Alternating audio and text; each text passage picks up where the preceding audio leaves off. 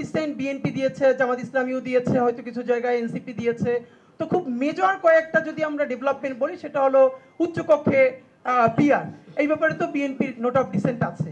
এখন আজকে আমি মাত্র ঢুকে দেখলাম যে প্রশ্নটা কি হবে গণভোটে।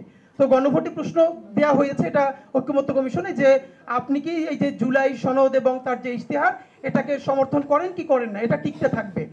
এখন এই টিকের পরে ধরেন জুলাই সনদ পাশ হয়ে গেল, মানে জনগণ ভোট দিল যে আমরা এই জুলাই সনদকে চাই। এখন এই জুলাই সনদ যেভাবে দেওয়া আছে এটা তো নোট অফ ডিসেন্ট সহ দেওয়া আছে। এখন বিএনপি যে তার নোট অফ ডিসেন্টটা দিয়ে রেখেছে এবং ধরে নেই আমরা বিএনপি পার্লামেন্ট সরকার ফর্ম করলো, তো বিএনপি এসে যদি বলে যে আমরা আপার হাউসে পিআর করতে পারবো না, এটা তো বলেই দিয়েছি এবং সেটা জুলাই সনদের মধ্যে দেওয়াও আছে, তো এইটা জেনেই তো মানুষ এটার পক্ষে ভোট দিয়েছে। তো তোমরা আমাকে প্রেশার দিচ্ছ কেন? আমি তো পারতেছি না।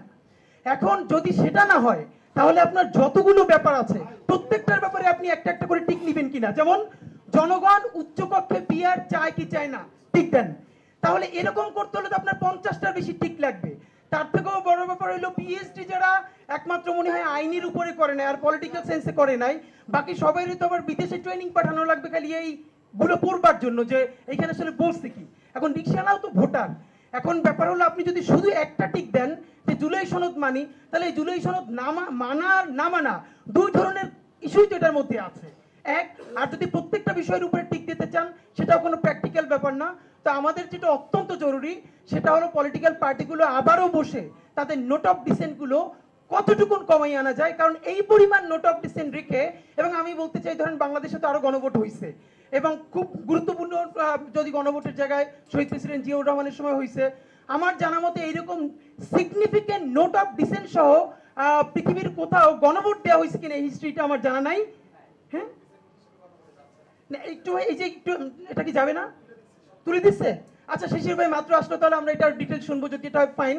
কিন্তু ব্যাপার হলো এই হ্যাঁ, আমাদের যেটা একদম স্পষ্ট ছিল জুলাই সনদ বাস্তবায়নের মধ্য দিয়ে আমরা যে নতুন নির্বাচনটা চাই সেটা, তবে এটাও বলা, এখন এনসিপি কি পলিটিক্সটা করতে চাই এটা তো আমিও ক্লিয়ার না, আপনারা কেউ ক্লিয়ার না, যে যার পলিটিক্সটা ভালো অর্থে করবে। কিন্তু এইটাকে সামনে রেখেও নির্বাচন যদি পিছিয়ে যায়, যে প্রচুর কাজ করে তারপর নির্বাচনটা করতে হবে, তাহলে সেটা আমাদের দেশের জন্য ভালো হবে না। তা আমাদের জন্য, এবং আমি ফাঁকে বলি যে শহীদ পরিবারকে তো আমরা সবাই যে যার কাছে ব্যবহার করি। আজকে এখানে আমরা সবাই বসে আছি, সামনে অনেক শহীদ পরিবার আছেন, তাই সামনে শহীদ পরিবার যাদের কাপড় চোপড় দেখলে আপনি বুঝতে পারবেন যে আসলে তাদের জীবনে তো কোনো পরিবর্তন আসে নাই, এটা তো বোঝা যায়। তো তাদের জায়গা থেকে এম্পাওয়ার্ড হয়ে আমরা যে যার কাছ থেকে পলিটিক্সটা করি, কিন্তু একদম বেশি নেমো খারাপ না হই, সবাই তো কম বেশি নেমো খারাপ, আমরা বড় অর্থে নেমো খারাপ না হই। এনসিপির প্রতি যেহেতু পাটোয়ারি ভাই আছেন, ওনার পলিটিক্যাল স্টেটমেন্ট আমি এনজয় করি, খুব রিয়েলি এনজয় করি, এবং আমি মনে করি প্রত্যেক দলে এরকম দু চারজন ব্যক্তি দরকার। এনসিপি লাকি যে পাটোয়ারির মতো একটা ফিগার পাইছে।